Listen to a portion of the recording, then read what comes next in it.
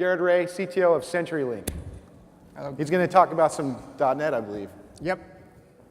So I know we have a couple more lightning talks coming up, so I have about 300 slides, and I know you guys have lunch, so we're going to go through all of them. No, I'm just kidding. We won't do that. I'm actually just going to give an update to really get everybody in the same ballpark on what .NET is. We did it actually at the first CF Summit, where we are, what we're doing, and this is really just give an update of where we are.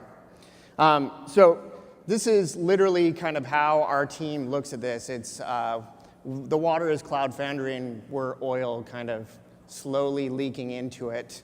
But this is really what we're doing over basically our entire journey with Iron Foundry. We're basically slowly leaking in, putting in all of our good stuff around .NET and enabling it in a good way. And a little bit about Iron Foundry. It started out in 2011, and we really are focused on a couple big things. One is we want to extend Cloud Foundry with .NET. We want to make sure that language is extremely portable, easy to use. There's a ton of .NET developers, especially in the enterprise, that are using that today. They want to use a newer technology, and quite honestly, we hear them constantly say, hey, we want to be able to take .NET and use open services behind that. So Elastic Link, Cassandra, Mongo, Rabbit, all those things underneath, and normally they're kind of stuck in an ecosystem that's all Microsoft.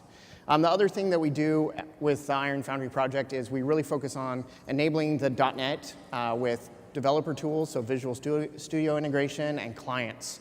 Those are the big things that really get missed as we go through the Cloud Foundry ecosystem. So a little bit update. We believe right now that we're going to be through incubation, hopefully through the summer. That means that literally you'll be a first-class citizen at that point. You guys will be able to install it. We went into incubation literally, I think, a week after the foundation was formed. And this is something that we're going to really start pushing forward on. We've done a ton of things to basically include Iron Foundry v2 in the Cloud Foundry v2 system. First, of course, we really updated the .NET container, and this, of course, is all online. This is not a sales pitch of selling anything. CenturyLink is a service provider.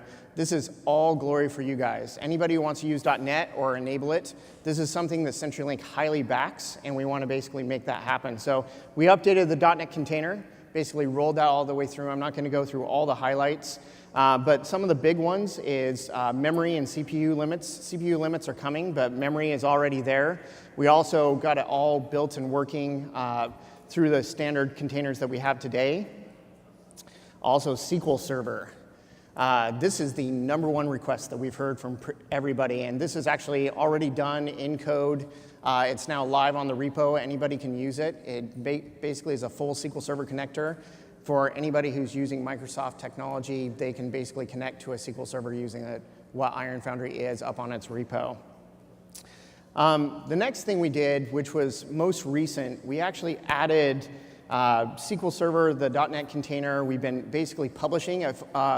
We moved it into incubation, so the Iron Foundry project's actually under the Cloud Foundry repos. And one of the things that we like to do is really dog food and start giving access to people as fast as possible and get them understanding the revs. And so there's actually ironfoundry.me. This is a free environment, has all the Cloud Foundry v2 bits in it, plus Iron Foundry and SQL Server.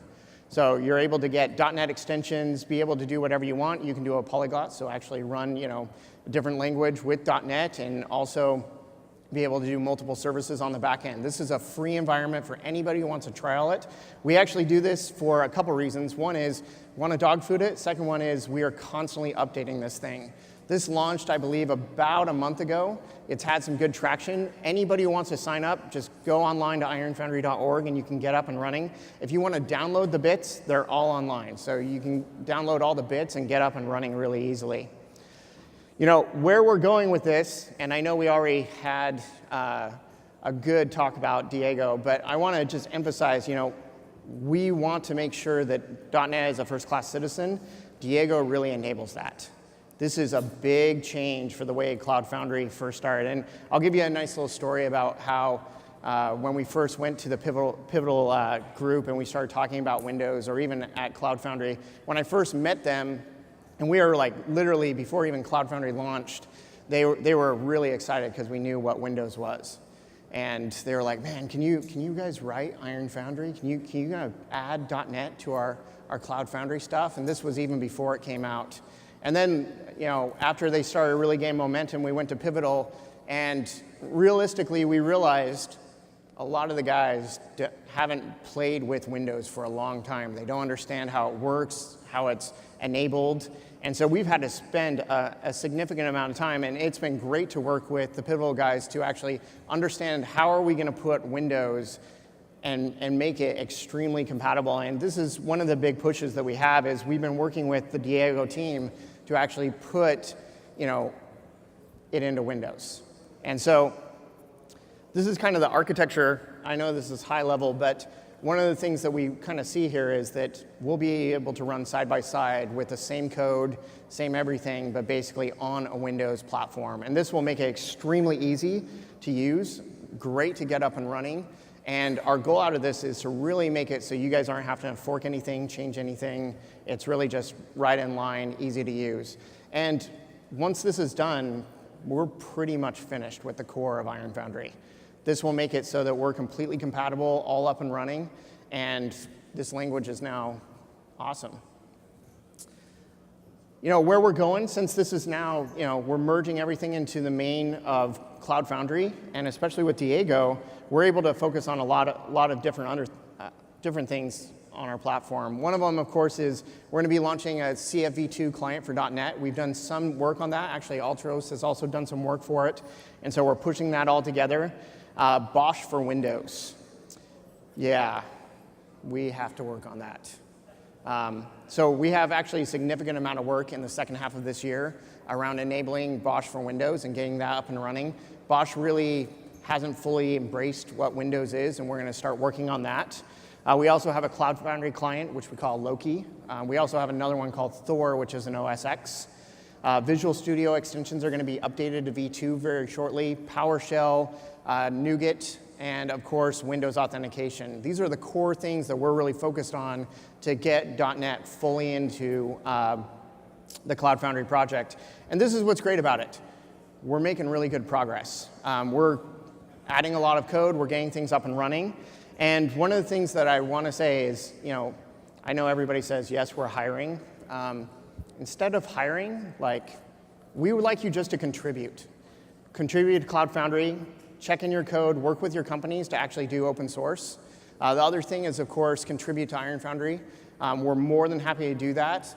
And even at CenturyLink, when I first started this, it was tier 3. We were a small startup doing cloud computing, and now we're backed by CenturyLink, which is a $20 billion company, and they're backing this all the way through.